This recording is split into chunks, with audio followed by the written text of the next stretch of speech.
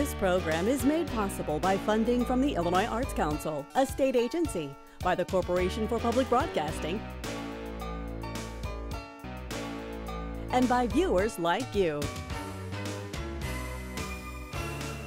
Thank you. Hi, I'm Becky Cramblit, your host for State of the Arts. Today we're in Quincy, Illinois, where we're going to talk to a couple of artists. One is a fiber artist and the other a photographer. Now, neither one of these ladies are letting life pass them by. They're busy working their art. Up first is Ann Titus. She has been interested in fiber arts, playing with fabric ever since she was a little girl.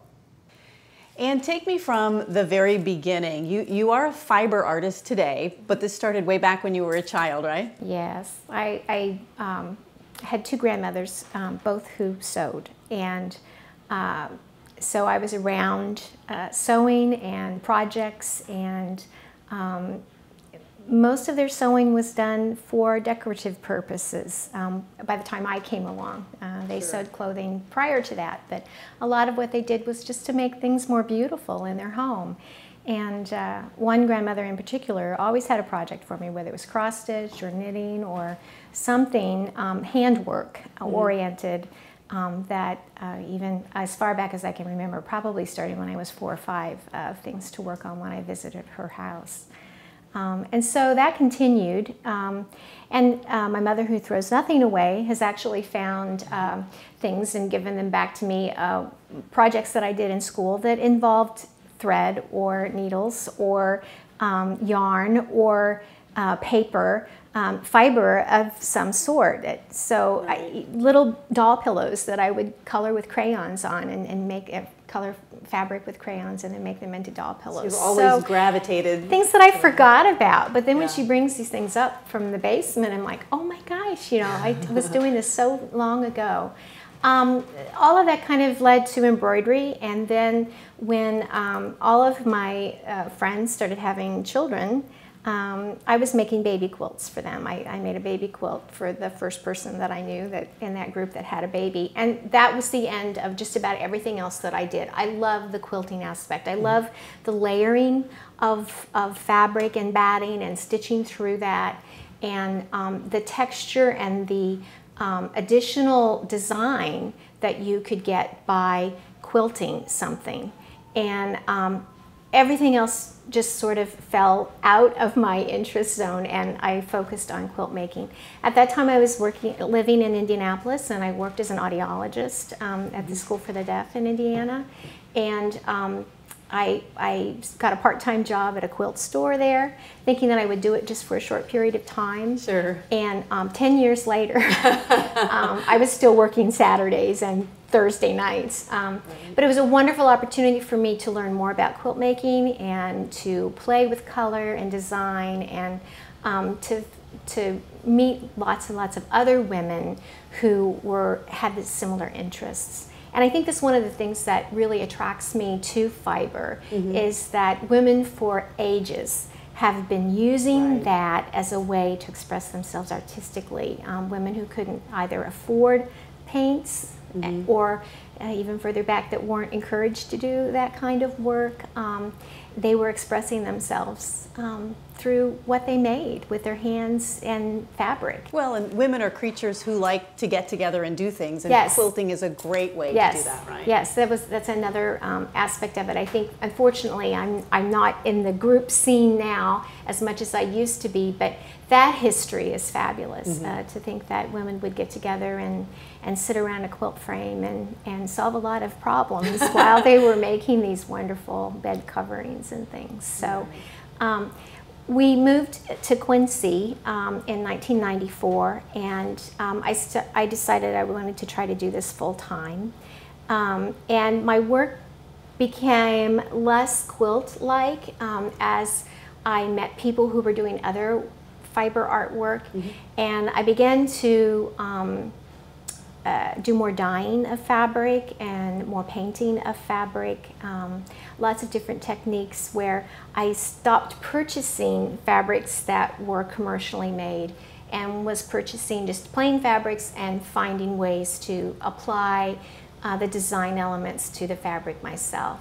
And so that led me in a totally different direction. And we'll see a little bit, I'll talk a little bit more about some of the techniques when we look at some of the work. But I found over the past year or so that I'm getting back more to the quilt art. Really? Yeah.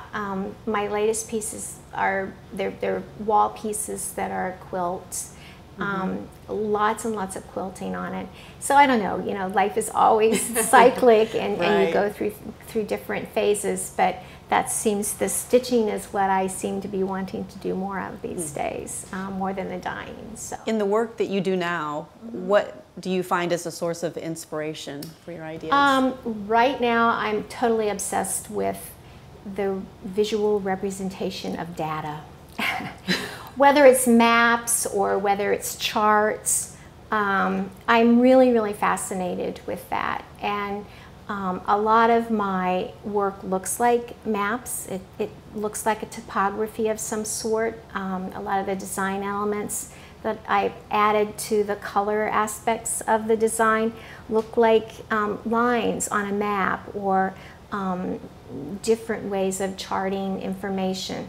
And I've just been more and more interested in figuring out how we take in information and then how we present it to others visually.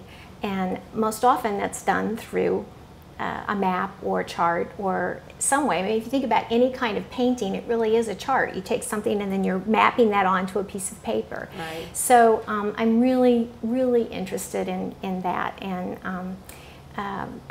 I'm really motivated by the work of Edward Tufte, who has written several books, and he's sort of the guru on presenting information visually and data visually. And so I pour through his books and his website and get a lot of inspiration right now from his work. Has technology influenced how you do your art? Totally. Totally. So? It influences every aspect of it. It influences how you market it. It influences where you get your information. I mean, you know, you can see other people's work from around the world without ever leaving my computer. You know, I'm right here at home. But there's other things that have made it so much easier. I work fairly spontaneously. I improvise a lot. I usually don't have an idea going into a piece what I'm going to do. Really? No. I very rarely do I work from a sketch or have any idea. I just start putting things up on my design wall and see how it ends up.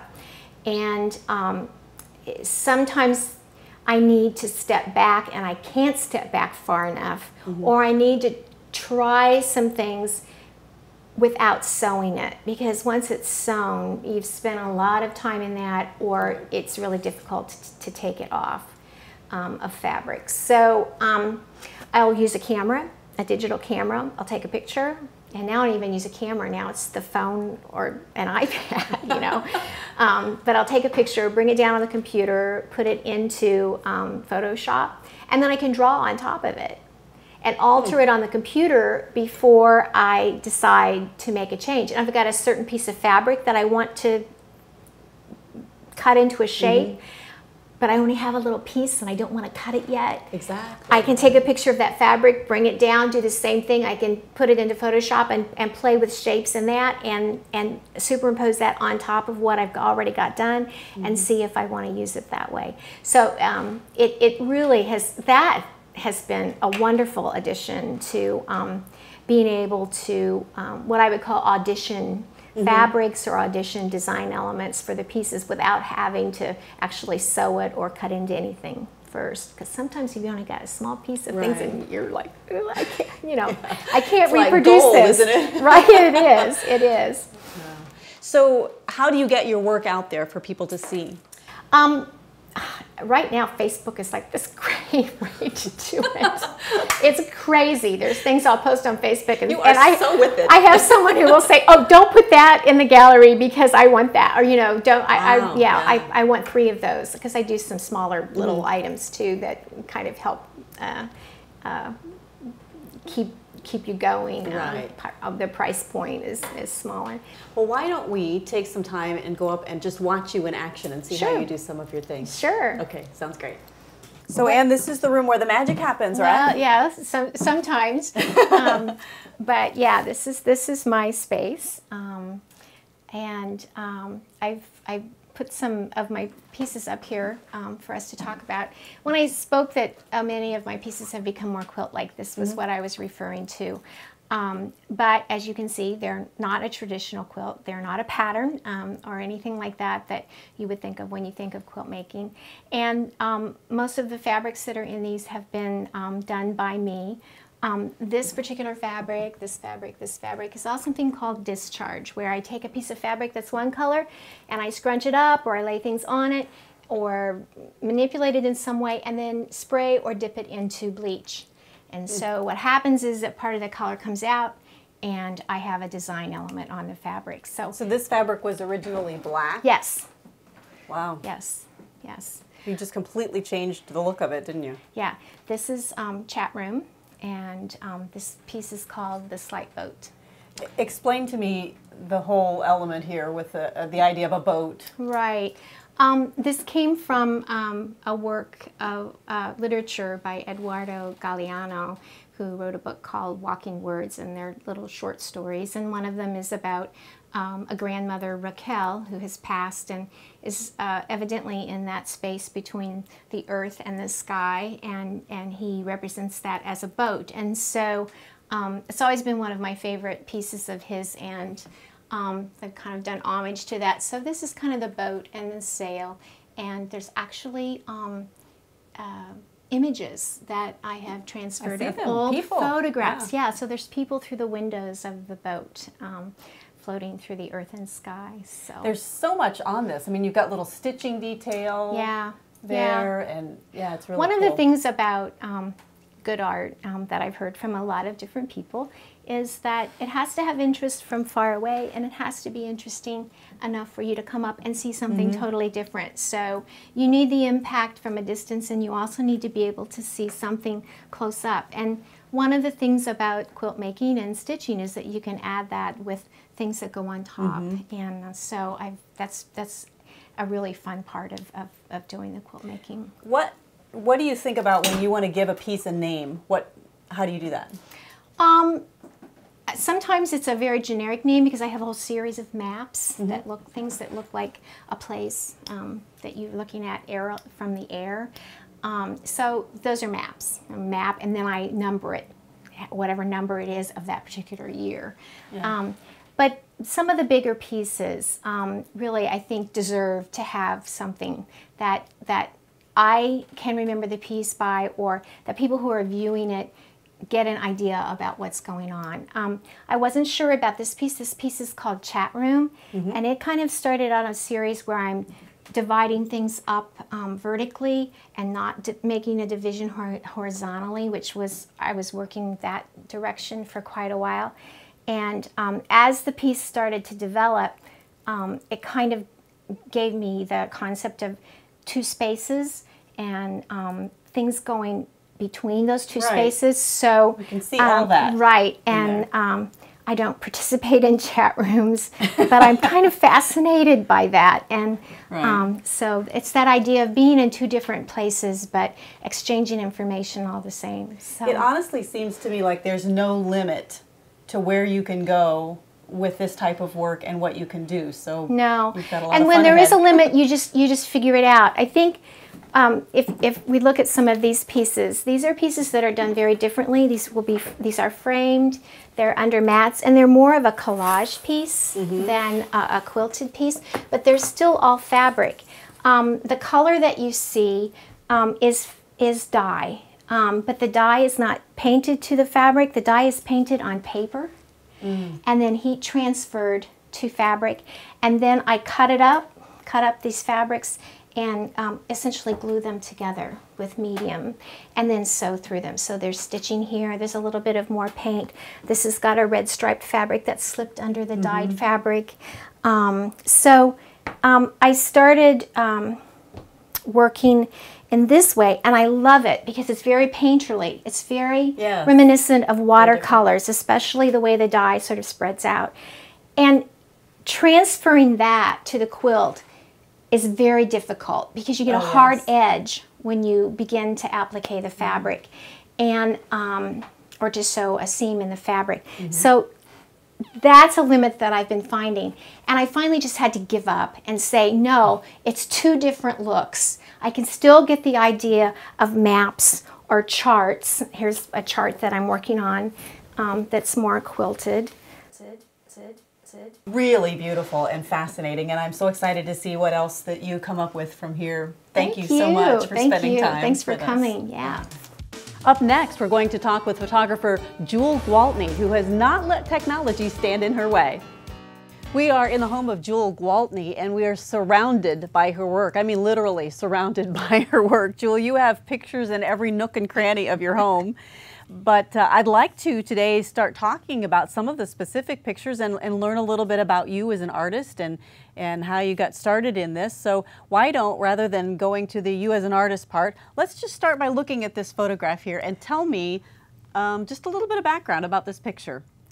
Well, of course, this is a Quincy landmark here. Absolutely. And it's the photographs of that are made from every angle around. And I have all kinds of photographs from different angles, but this was one I had not found before. And it was just, the light was just right, and this is one of my later photographs. I finished this one, I guess, early spring. Okay, and you're working now in both film and digital. Yes. Is this, which one is this? This is a digital image. It is. Okay. I have worked both in slide film and black and white, and I could no longer get the Kodachrome slide that I quit making it. Times are changing. Times are changing, and so I decided, well, I went kicking and screaming into digital photography. Yeah. But I'm finding that I'm enjoying it, and the technical part of it is not quite as rewarding as the images I find, but it's quite a process, quite a change. Show me another one of the photos that you've got down here. There are a multitude of them, but I know that there are some that are more your favorite, maybe have an interesting story behind them. Oh, well, I can show you this one here. I often like to think out of the box. You know? Yeah, that's good as an artist, right? It's a good thing. Sometimes I turn the images upside down if they look better. This is one that actually is turned upside down. This was made, I think it goes this way. This was down in Santa Fe, down looking out into a desert museum. And you have to walk through concrete to get into the, this is actually the outside door. And it was a trellis at the top, and the trellis made all these patterns on the wall, and so I captured that image, but I sort of liked it this way better. So I don't mind turning something around if it creates a better image.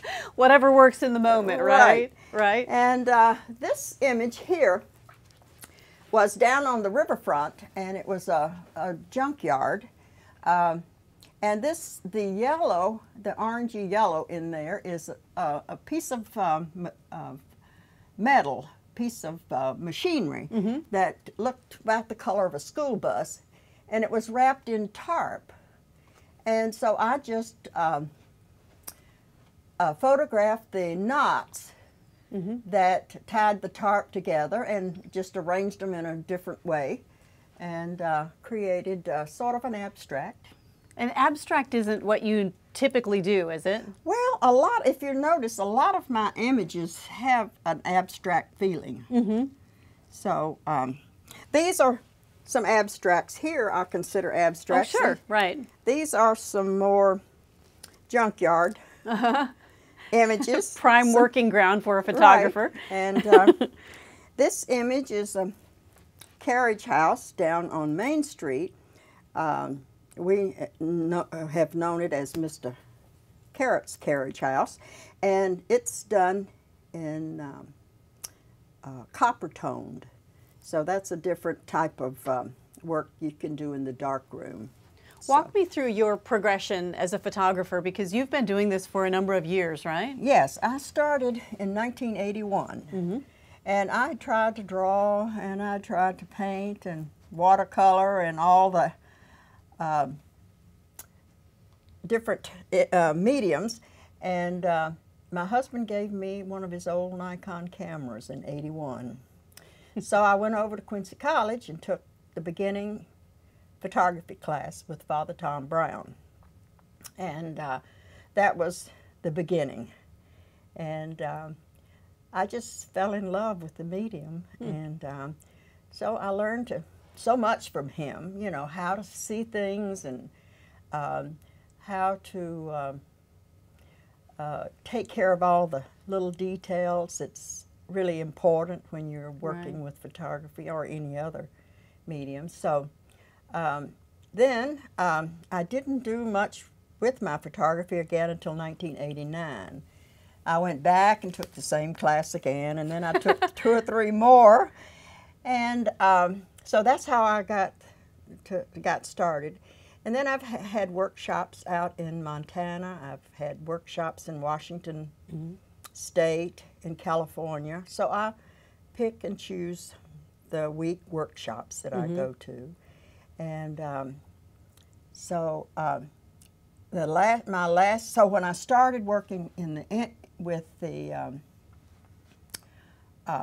digital photography, I went over and took 2 semesters at Culver Stockton. What was your thought process as digital came along? You said you were kicking and screaming into it. Well, at the beginning, I didn't like what I was seeing, the results of the digital work. And there's so much, well, that's a long story. It could take a long time, but and I'm still working on getting the black and white with the life that you can create in the darkroom. I'm still not there yet. So the black and white film to you is much more superior than black and white in digital. Right. And but I find that I can do just about as well with the color in digital work. So I just went into digital, just moved right into there. Well, or? I knew that if I was going to keep up, I had to learn something about the digital. I was giving classes in the schools, just 3rd, 4th, 5th graders, and teaching them the difference in a snapshot and doing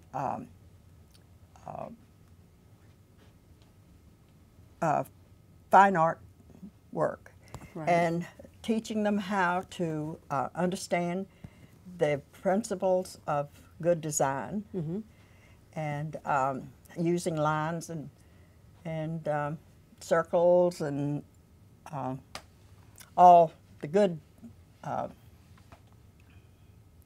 principles of good design. Right. So I was getting so many questions about the digital photography that I'm sure came from Mom and Dad too. Right. And I didn't know.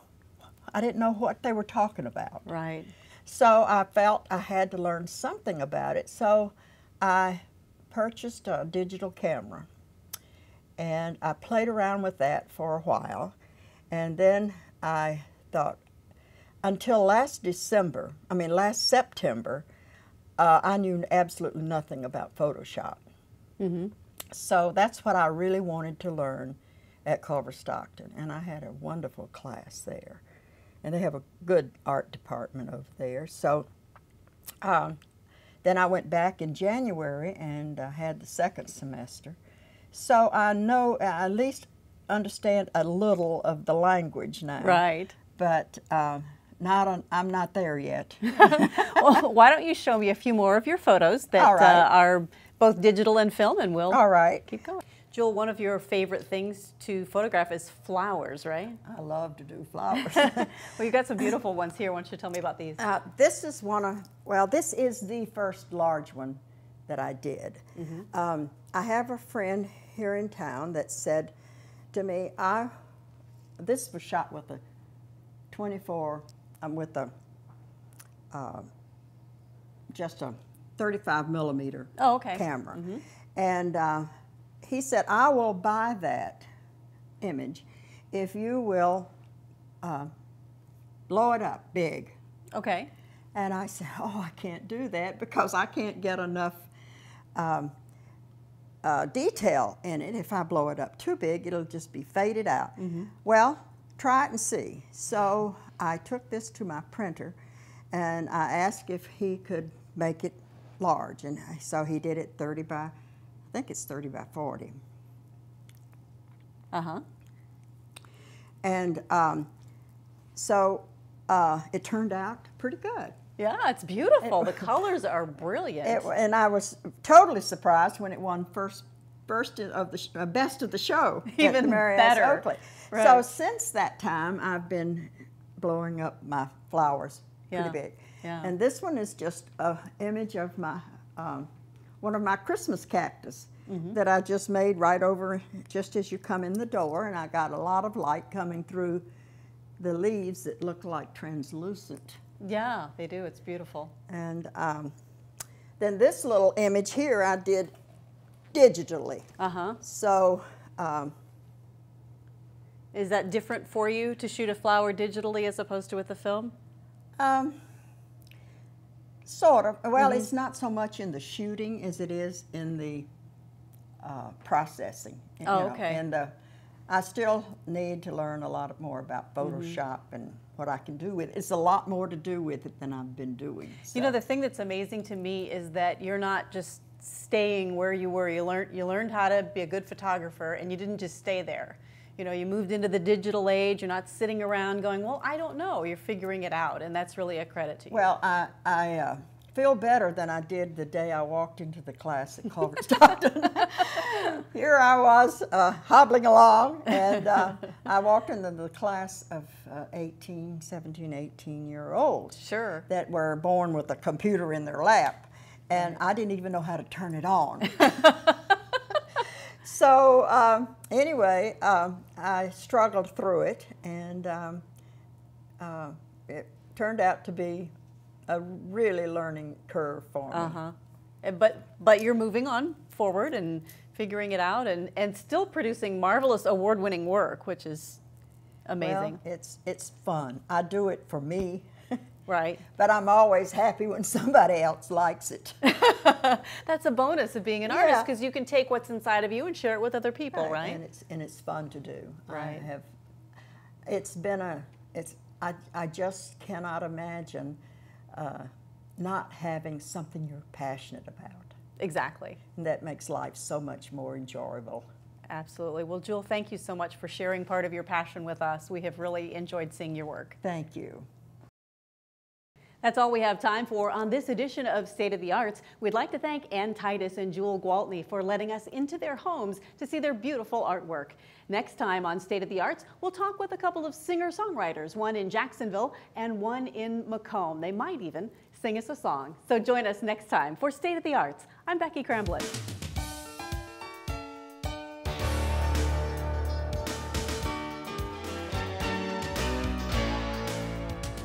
This program is made possible by funding from the Illinois Arts Council, a state agency, by the Corporation for Public Broadcasting,